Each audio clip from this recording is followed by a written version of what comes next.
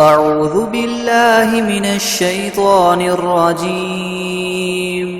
بسم الله الرحمن الرحيم.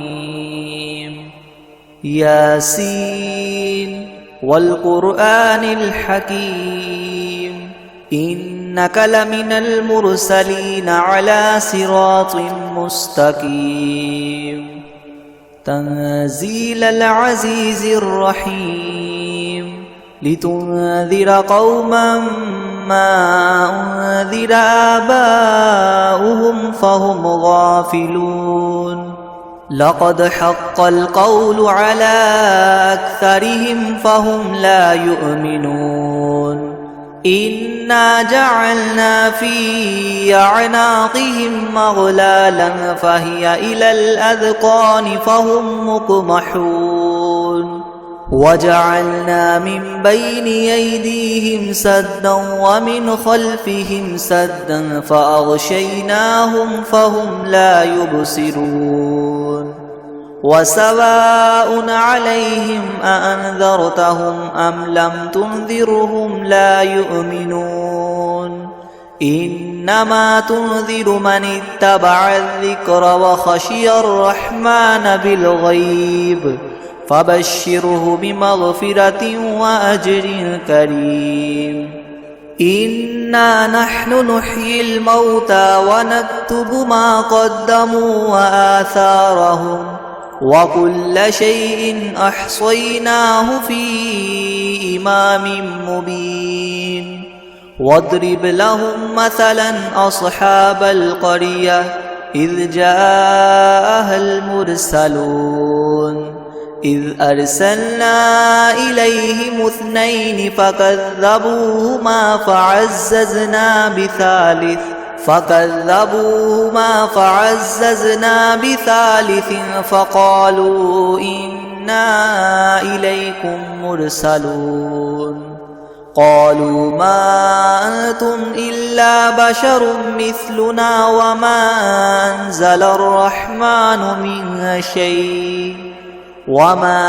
أنزل الرحمن من شيء إن أنتم إلا تكذبون قالوا ربنا يعلم إنا إليكم لمرسلون وما علينا إلا البلاغ المبين قالوا إنا تطيرنا بكم لئن لم تنتهوا لنرجمنكم وليمسنكم منا عذاب أليم قالوا طائركم معكم أئن ذكرتم بل أنتم قوم مسرفون وجاء من أقصى المدينة رجل يسعى قال يا قوم اتبعوا المرسلين أتبعوا من لا يسألكم أجرا وهم مهتدون وما لي لا أعبد الذي فطرني وإليه ترجعون أأتخذ من دونه آلهة إن يردني الرحمن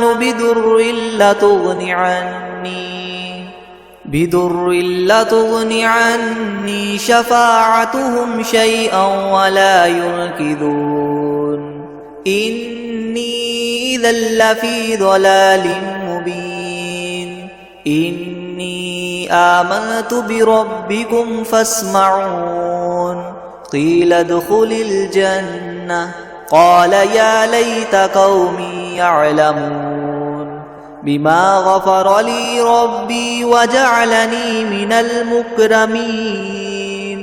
وما أنزلنا على قومه من بعده من جند من السماء وما كنا منزلين إن كانت إلا صيحة واحدة فإذا هم خامدون يا حسرة على العباد ما يأتيهم من رسول إلا كانوا به يستهزئون ألم يروا كم أهلكنا قبلهم من القرون أنهم إليهم لا يرجعون وإن كل لما جميع لدينا محضرون وآية لهم الأرض الميتة أحييناها وأخرجنا منها حبا فمنه يأكلون وجعلنا فيها جنات من نخيل وأعناب وفجرنا فيها من العيون ليأكلوا من ثمره وما عملته أيديهم أفلا يشكرون سبحان الذي خلق الأزواج كلها مما تنبت الأرض ومن أنفسهم ومما لا يعلمون وآية لهم الليل نسلخ منه النهار فإذا هم مظلمون والشمس تجري لمستقر لها ذلك تقدير العزيز العليم والقمر قدرناه منازل حتى عاد كالعرجون القديم لا الشمس ينبغي لها أن تدرك القمر ولا الليل سابق النهار وكل في فلك يسبحون وآية لهم أنا حملنا ذريتهم في الفلك المشحون وخلقنا لهم من مثله ما يركبون وإن نشأ نغرقهم فلا صريخ لهم ولا هم ينقذون إلا رحمة منا ومتاعا إلى حين وإذا قيل لهم اتقوا ما بين أيديكم وما خلفكم لعلكم ترحمون وما تأتيهم من آية من آيات ربهم إلا كانوا عنها معرضين وإذا قيل لهم انفقوا مما رزقكم الله قال الذين كفروا للذين آمنوا ونطعم من لو يشاء الله وطعمه إن أنتم إلا في ضلال مبين ويقولون متى هذا الوعد إن كنتم صادقين ما ينظرون إلا صيحة واحدة تأخذهم وهم يخصمون فلا يستطيعون توصية ولا إلى أهلهم يرجعون ونفخ في الصور فإذا هم من الأجداث إلى ربهم ينسلون قالوا يا ويلنا من بعثنا من مرقدنا هذا ما وعد الرحمن وصدق المرسلون إن كانت إلا صيحة واحدة فإذا هم جميع لدينا محضرون فاليوم لا تظلم نفس شيئا ولا تجزون إلا ما كنتم تعملون إن أصحاب الجنة اليوم في شغل فاكهون هم وأزواجهم في ظلال على الأرائك متكئون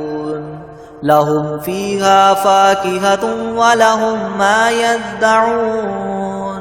سلام قولا من رب رحيم وامتازوا اليوم أيها المجرمون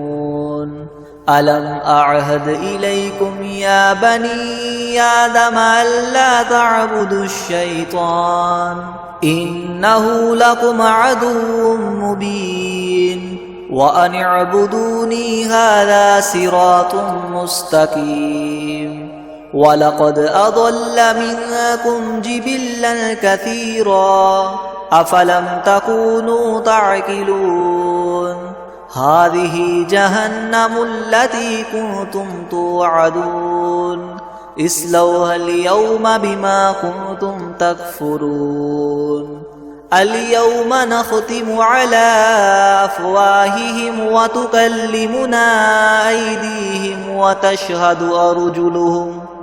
أيديهم وتشهد أرجلهم بما كانوا يكسبون ولو نشاء لطمسنا على أعينهم فاستبقوا الصراط فأنى يبصرون ولو نشاء لمسخناهم على مكانتهم فما استطاعوا مضيا ولا يرجعون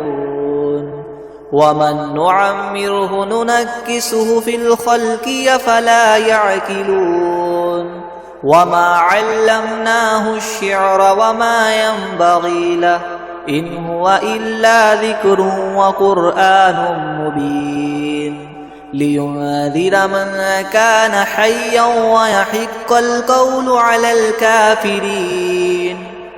أولم يروا أنا خلقنا لهم مما عملت أيدينا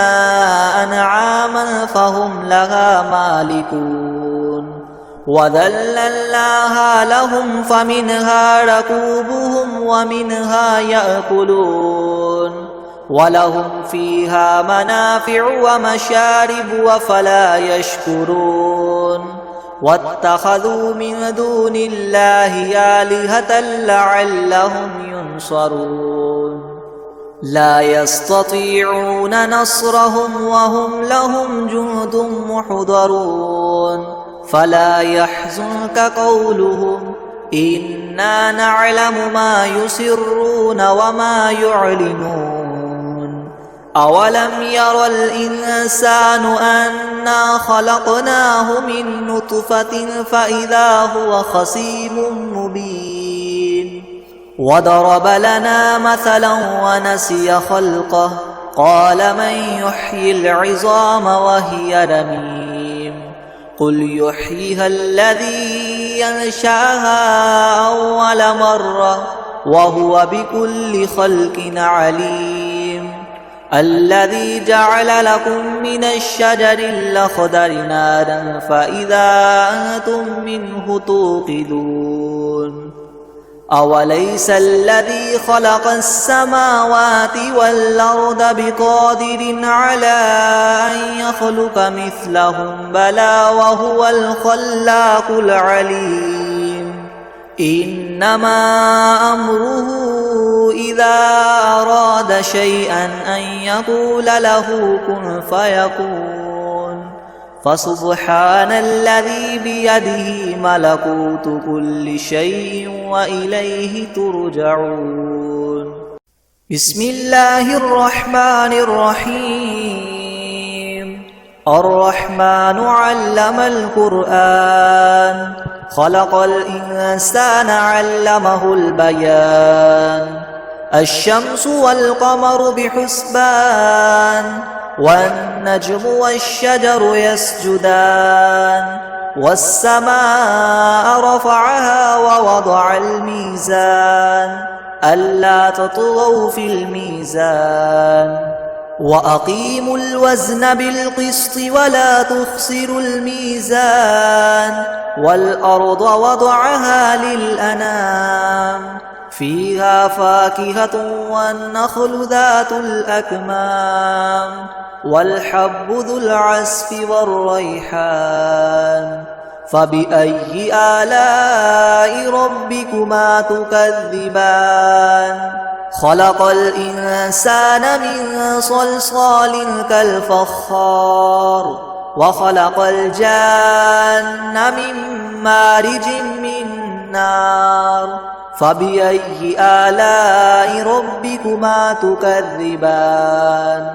رب المشرقين ورب المغربين فبأي آلاء ربكما تكذبان مرج البحرين يلتقيان بينهما برزخ لا يبغيان فبأي آلاء ربكما تكذبان يخرج منهما اللؤلؤ والمرجان فبأي آلاء ربكما تكذبان وله الجوار المنشآت في البحر كالأعلام فبأي آلاء ربكما تكذبان كل من عليها فان ويبقى وجه ربك ذو الجلال والإكرام فبأي آلاء ربكما تكذبان يسأله من في السماوات والأرض كل يوم هو في شأن فبأي آلاء ربكما تكذبان سنفرغ لكم أيها الثقلان فبأي آلاء ربكما تكذبان يا معشر الجن والإنس إن استطعتم أن تنفذوا من أقطار السماوات والأرض فانفذوا لا تنفذون إلا بسلطان فبأي آلاء ربكما تكذبان يرسل عليكما شواظ من نار ونحاس فلا تنتصران فبأي آلاء ربكما تكذبان فإذا انشقت السماء فكانت وردة كالدهان فبأي آلاء ربكما تكذبان فيومئذ لا يسأل عن ذنبه إنس ولا جان فبأي آلاء ربكما تكذبان يعرف المجرمون بسيماهم فيؤخذ بالنواصي والأقدام فبأي آلاء ربكما تكذبان هذه جهنم التي يكذب بها المجرمون يطوفون بينها وبين حميم آن فبأي آلاء ربكما تكذبان ولمن خاف مقام ربه جنتان فبأي آلاء ربكما تكذبان ذواتا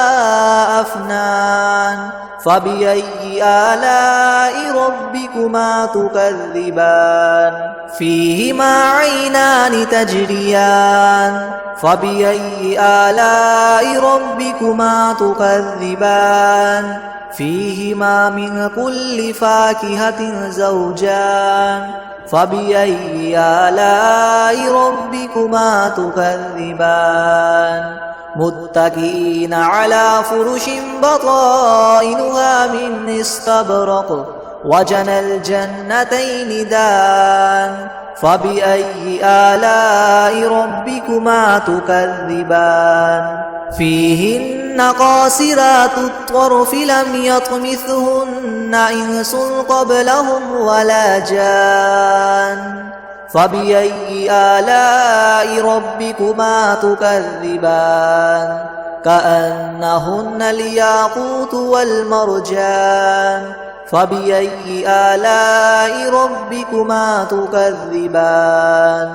هل جزاء الإحسان إلا الإحسان فبأي آلاء ربكما تكذبان ومن دونهما جنتان فبأي آلاء ربكما تكذبان مدهامتان فبأي آلاء ربكما تكذبان فيهما عينان نضاختان فبأي آلاء ربكما تكذبان فيهما فاكهة ونخل ورمان فبأي آلاء ربكما تكذبان فيهن خيرات حسان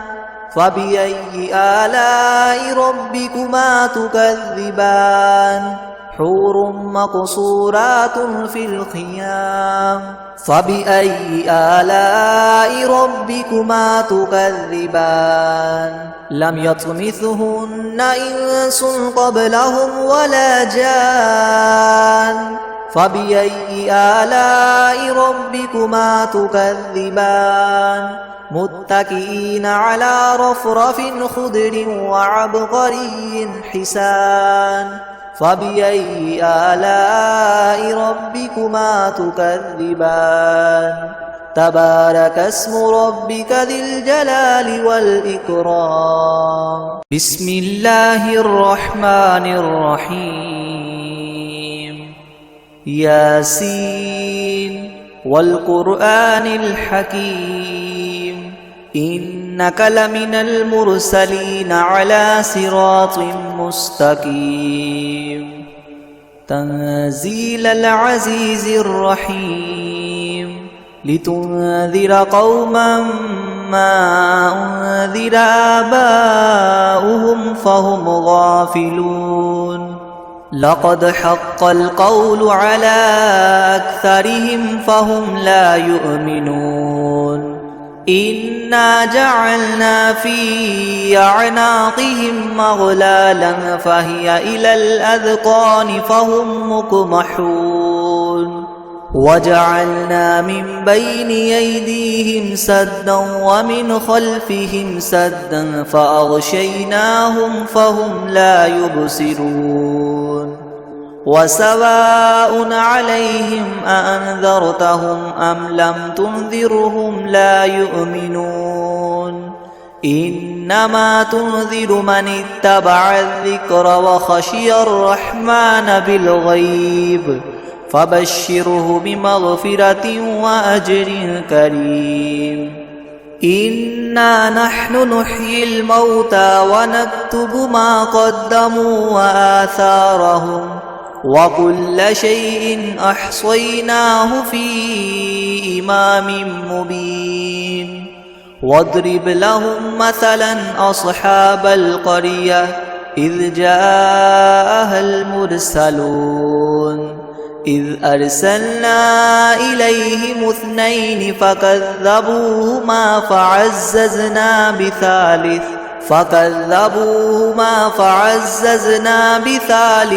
فقالوا إنا إليكم مرسلون قالوا ما أنتم إلا بشر مثلنا وما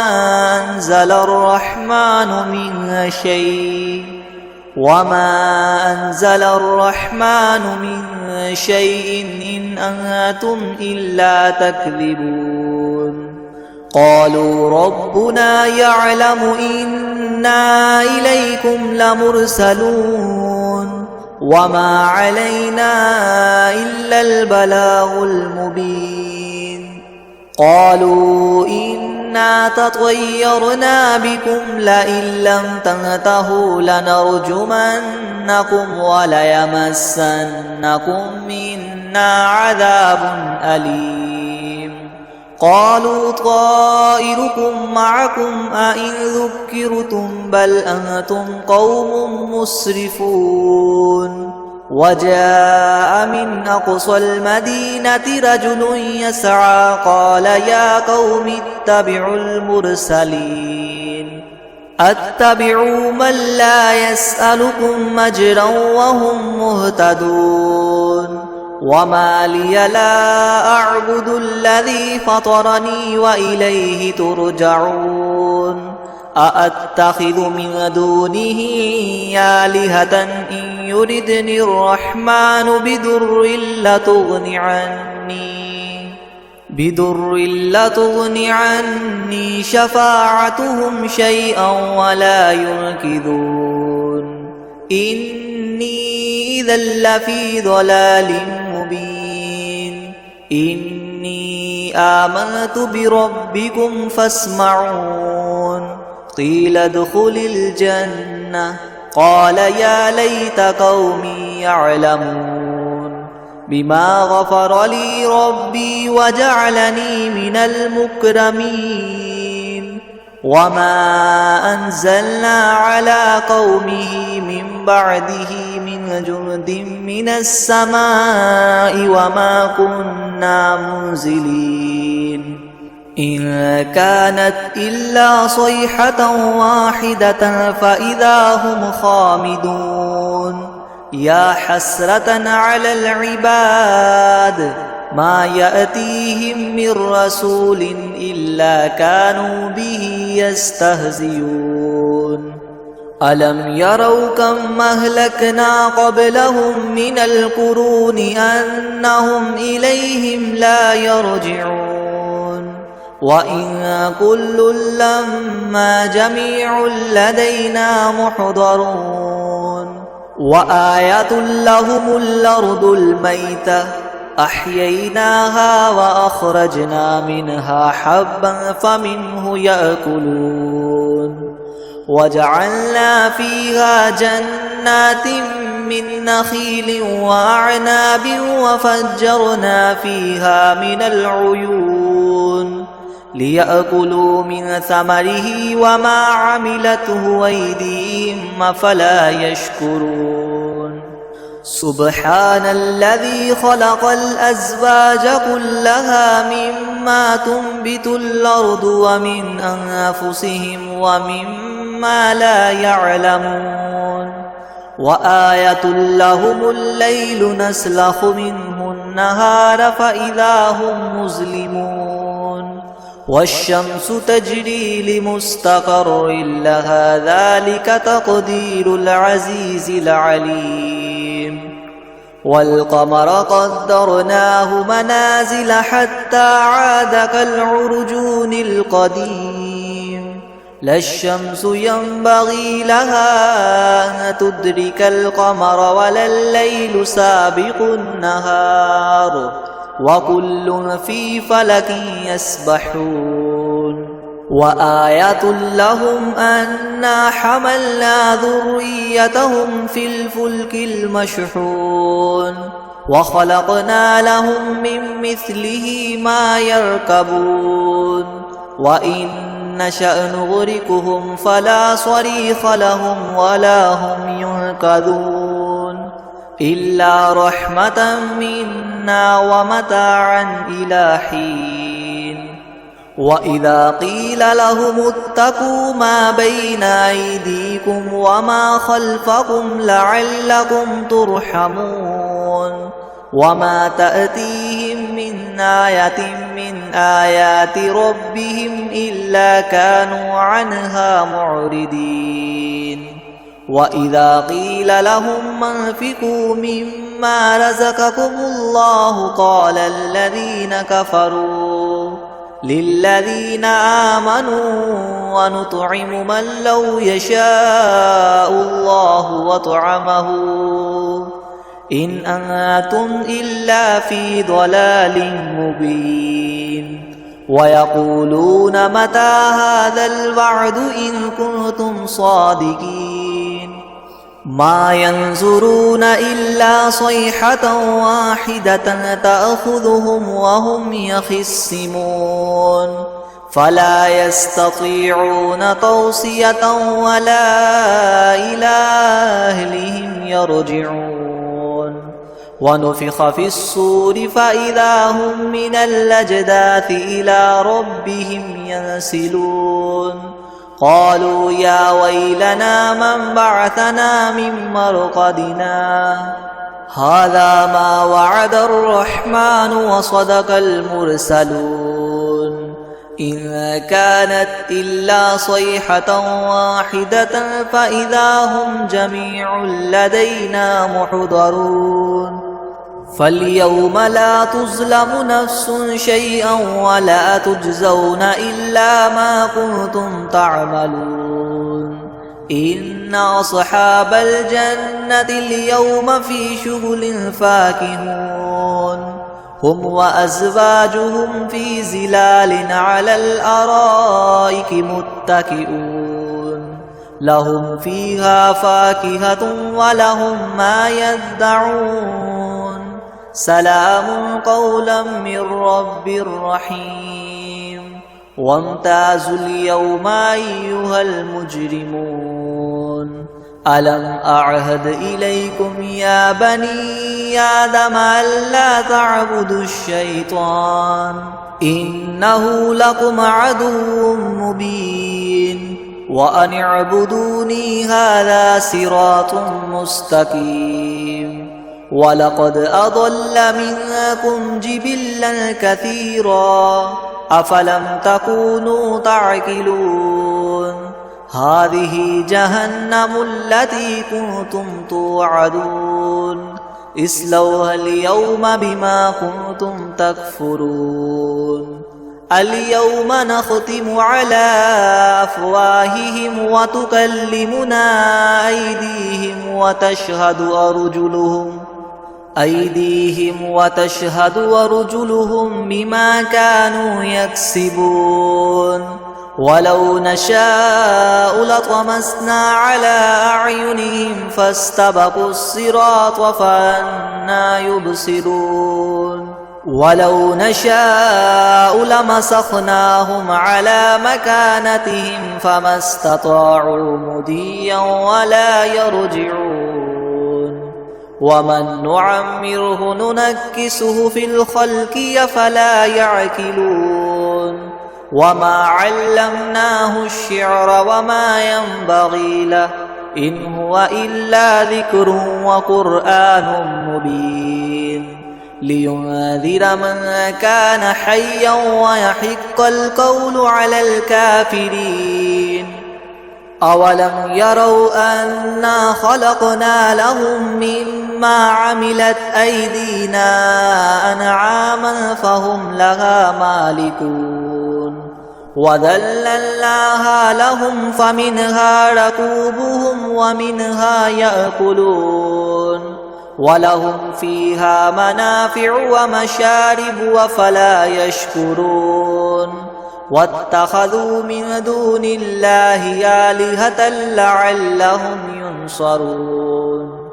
لا يستطيعون نصرهم وهم لهم جند محضرون فلا يحزنك قولهم إنا نعلم ما يسرون وما يعلنون أولم ير الإنسان أنا خلقناه من نطفة فإذا هو خصيم مبين وضرب لنا مثلا ونسي خلقه قال من يحيي العظام وهي رميم قل يحييها الذي ينشأها أول مرة وهو بكل خلق عليم الذي جعل لكم من الشجر الأخضر نارا فإذا أنتم منه توقدون أوليس الذي خلق السماوات والأرض بقادر على أن يخلق مثلهم بلى وهو الخلاق العليم إنما أمره إذا أراد شيئا أن يقول له كن فيكون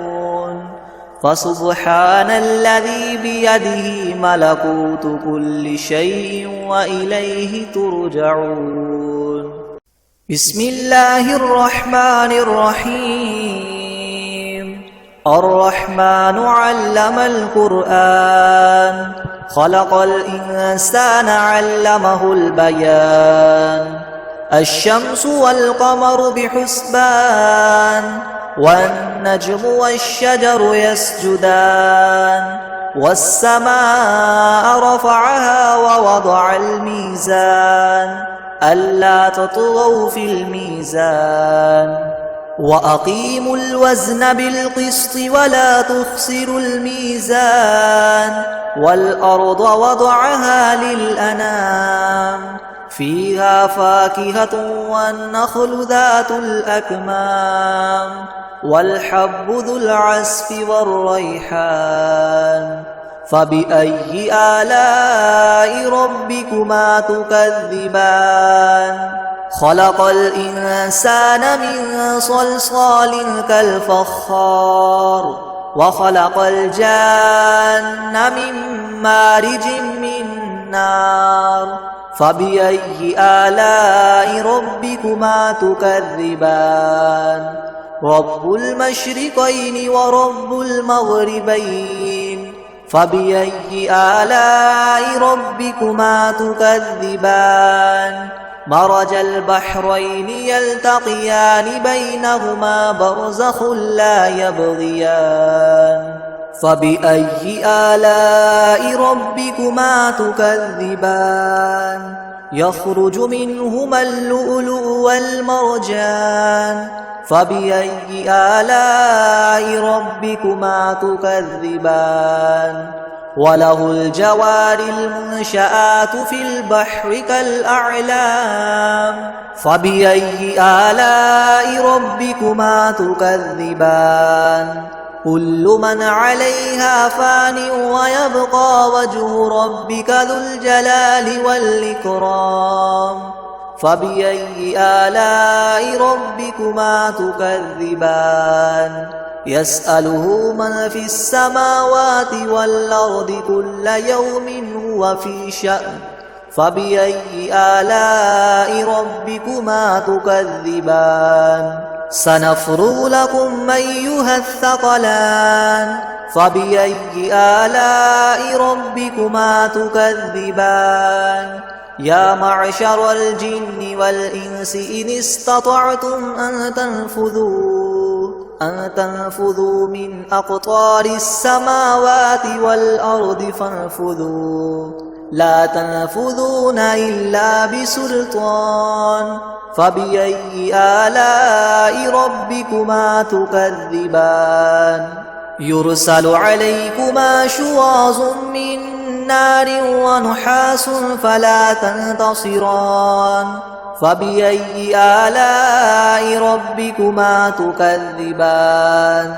فإذا انشقت السماء فكانت وردة كالدهان فبأي آلاء ربكما تكذبان فيومئذ لا يسأل عن ذنبه